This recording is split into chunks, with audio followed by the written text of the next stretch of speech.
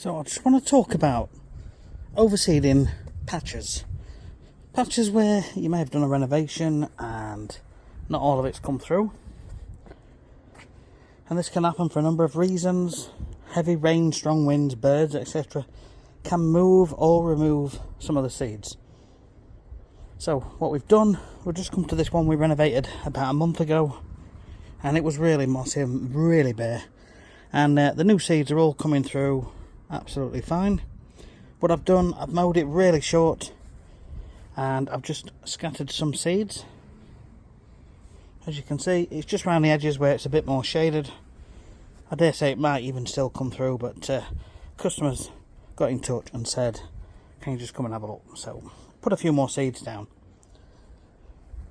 Now I've already done this over here, and what we've done, we've just put a thin layer of compost over the seeds, and I'll just show you what we'll do here.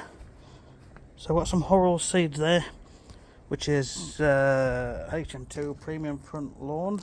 It's a nice mix. Creeping Red Fescue, Slender Red Fescue, Chewings Fescue, Highland Brown Top. So it's just a bit of a mixture, but it creates a nice look. It really doesn't matter too much what you get. There's lots of different varieties and brands. Anything that's got a good name behind it is generally going to be okay.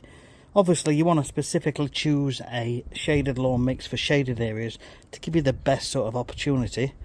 And things like that, premium lawn mix, you know, it's already been assessed and decided by the supplier.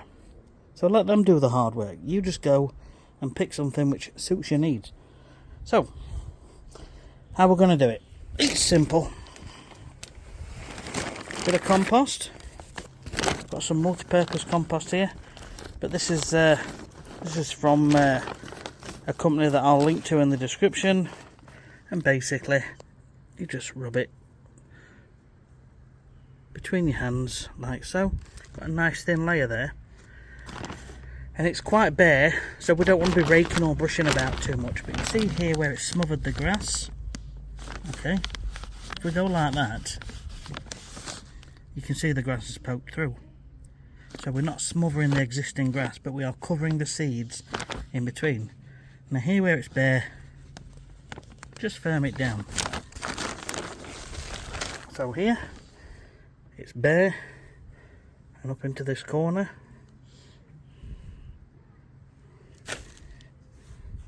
It's quite a thick layer, but it will come through.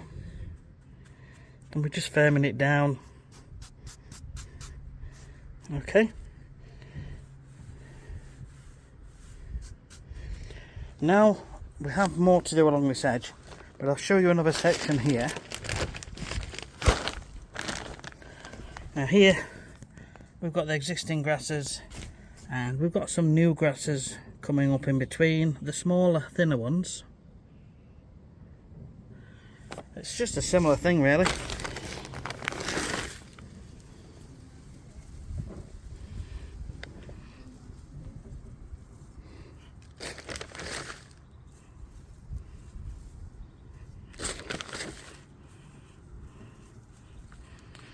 So what we've got, the seeds are covered, but there it's on top of the existing grass. So very gently, just give it a rub,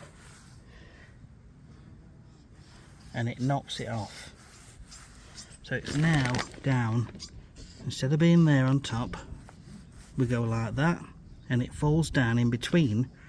The seeds are still there, and it's covering those seeds. Okay? And the bare spots, you can just press it all down. Right. And that's it. Just repeat. If you've got larger areas, you can put big bags down and use a brush, or very gently rake it about.